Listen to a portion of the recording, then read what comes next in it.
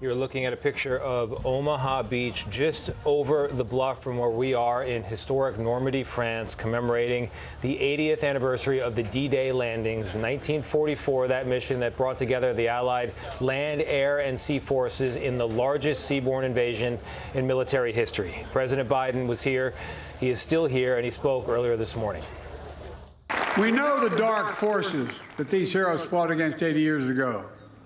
They never fade. Aggression and greed, the desire to dominate and control, to change borders by force, these are perennial. The struggle between a dictatorship and freedom is unending.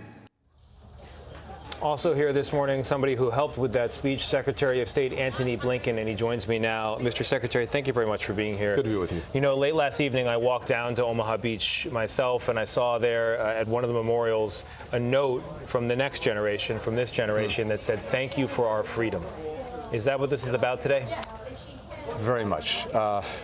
There's a debt that we can't possibly repay to those who came here in defense of freedom. And had they not come here, had they not summoned the courage, the common purpose to do what they did, we probably wouldn't be here today.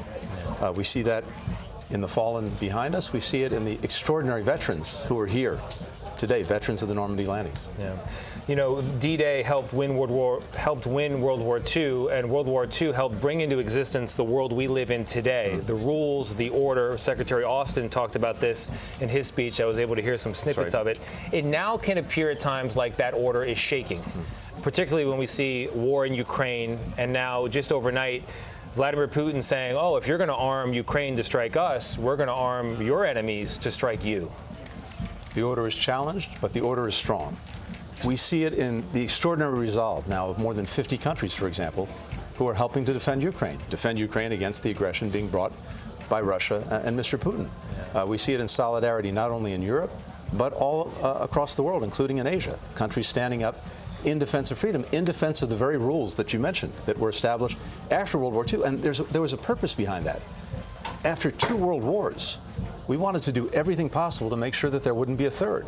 And at the heart of that is an international order, an understanding that one country can't simply violate the territory of another by force, change its borders by force, seize its land, try to dominate its future.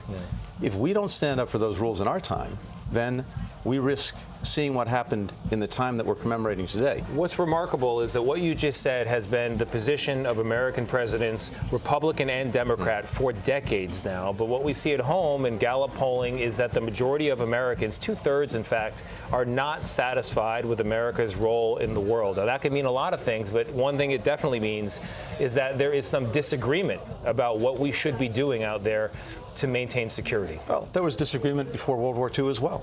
And that's not new. And of course, the world is an incredibly dangerous place. It's an incredibly challenged place. But we're all the stronger in being able to meet those challenges because we have a unique ability to bring other countries together. The alliance that we have today, just the NATO alliance, is stronger. It's larger than it's ever been. It's better resourced. And what I hear when I'm going around the world is country after country looking to the United States, looking for engagement, looking for leadership. And it's really what our comparative advantage is, because our adversaries, they don't benefit from these alliances. They have to coerce other countries into helping them. Maybe they have to bribe them in effect into helping them. We have voluntary alliances. And, you know, Tony, back in the day, after World War II, there was something called enlightened self-interest. We went off, yes, partly altruism, but mostly because it was in our interest to do it.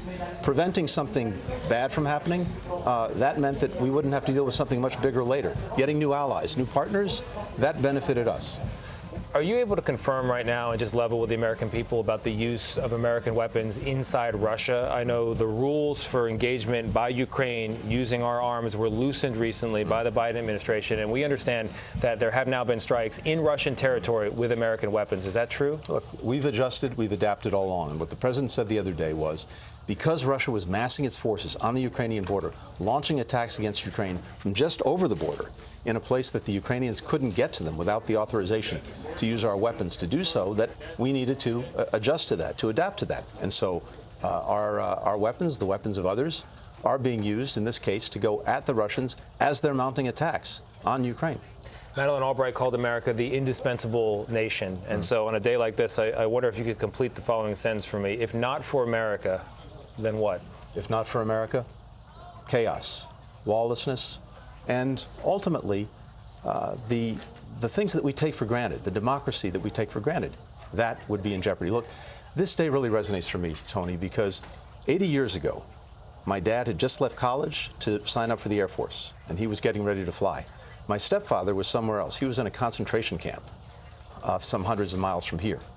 And the forces that came to Normandy 80 years ago and then started that march that ultimately 11 months later ended World War II, they wound up liberating my stepdad from the concentration camps. That's what America stands for so many people around the world. And as we were talking about earlier, we're all children of their sacrifice, this D-Day generation. We are. Secretary Blinken, thank you very much. Good to be with you.